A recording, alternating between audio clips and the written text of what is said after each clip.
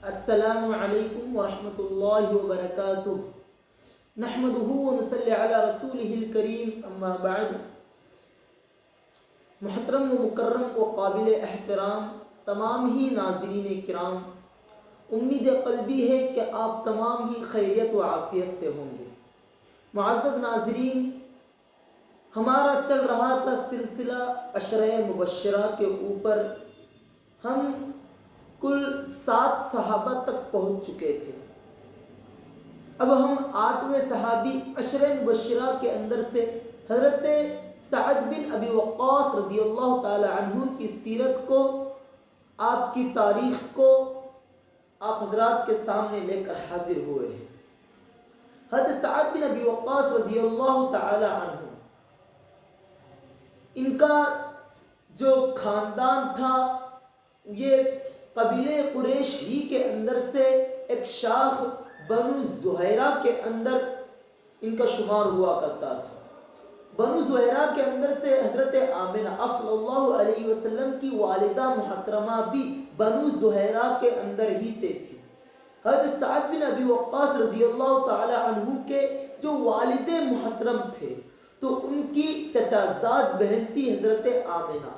اس وجہ سے حضرت سعد آپ صلی اللہ علیہ وسلم کے ماموزاد بھائی تھے۔ آپ صلی اللہ علیہ وسلم سے یہ رشتہ ان کا تھا۔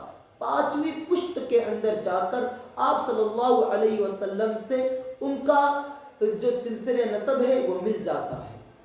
آپ کا اسلام لانے کا جو واقعہ ہے وہ کچھ اس طرح سے ہے کہ آپ حضرت ابو بکر رضی اللہ تعالی عنہ کے ترغیب دلانے کے اوپر ایمان لے کر آئے تھے۔ حضرت ابو بکر کے ترغیب دلانے کے بعد اب اسلام کے اندر آئے تھے۔ حضرت سعد بن ابی وقاص رضی اللہ تعالی عنہ کہتے ہیں کہ ایک رات مجھ کو خواب گرا، ایمان لانے سے پہلے ایک رات مجھ کو خواب گرا کہ میں اندھیری رات کے اندر نیچے گر رہا ہوں، تاریک رات کے اندر سمندر کی گہرائیوں میں، سمندر کی تاریخ میں نیچے گر رہا ہوں، اور اس ماحول کے اندر مجھ کو ایک چاند نما نظر آیا۔ میں جب اس کے قریب گیا، اس کی طرف جب لپکا تو وہاں پر مجھ کو کچھ لوگ نظر آئے۔ ان لوگوں سے پوچھا کہ تم لوگ کب یہاں پر پہنچے؟ تو وہ بھی کہنے لگے کہ ابھی ہم یہاں پر پہنچے۔ جب صبح اٹھے تو انہوں نے سوچا کہ اللہ رب العزت مجھ سے کچھ بھلا چاہتے ہیں، تو انہیں پتہ چلا کہ آپ صلی اللہ علیہ وسلم دین اسلام کی تعلیمات کو عام کر رہے ہیں، دین اسلام کے اندر لوگوں کو، کافرین کو، مشرکین کو دین اسلام میں داخل کر رہے ہیں، راہ حق کی طرف گامزن کر رہے ہیں۔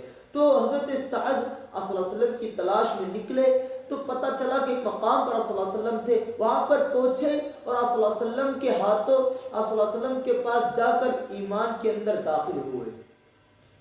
اور یہ جب کچھ دیر کے بعد پھر کچھ صحابی صلی اللہ علیہ وسلم کے پاس آئے تو حضرت سعد نے دیکھا کہ وہی صحابی تھے جو مجھ کو اس چاند کے قریب نظر آئے تھے، جو خواب کے اندر انہوں نے چاند کو دیکھا تھا۔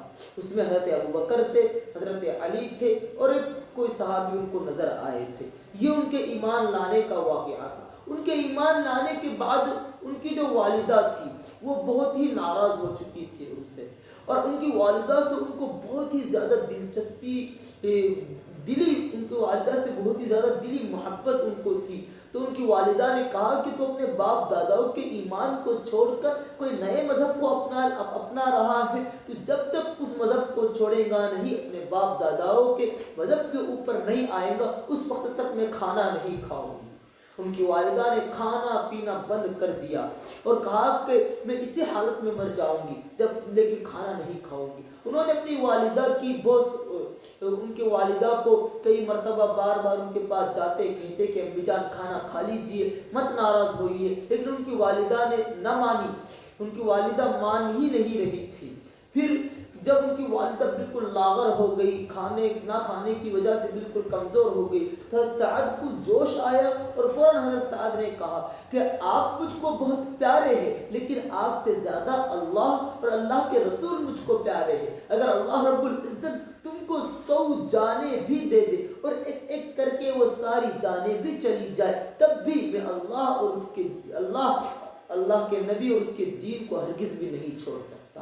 تو اس وقت ان کی والدہ کو پتہ چلا کہ اس کے دل کے اندر پوری طریقے سے یقینی طور پر ایمان کی محبت بھر چکی ہے، اب یہ واپس اپنے مذہب میں نہیں لوٹ سکتا، تو پھر انہوں نے کچھ کھا پی لیا۔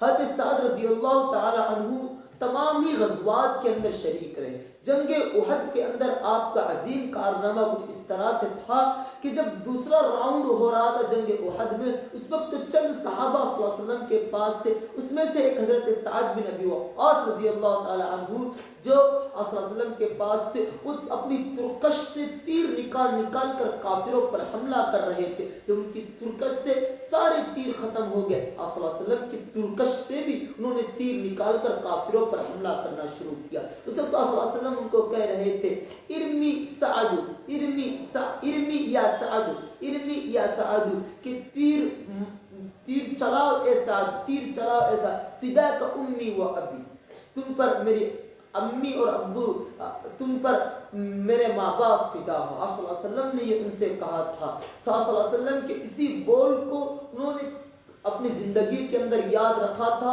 اور اس کے اوپر خوش ہوا کرتے تھے کہ مجھ کو صلی اللہ علیہ وسلم نے فدا کا امی و ابی کا، ابی صلی اللہ علیہ وسلم نے مجھ کو کہا تھا۔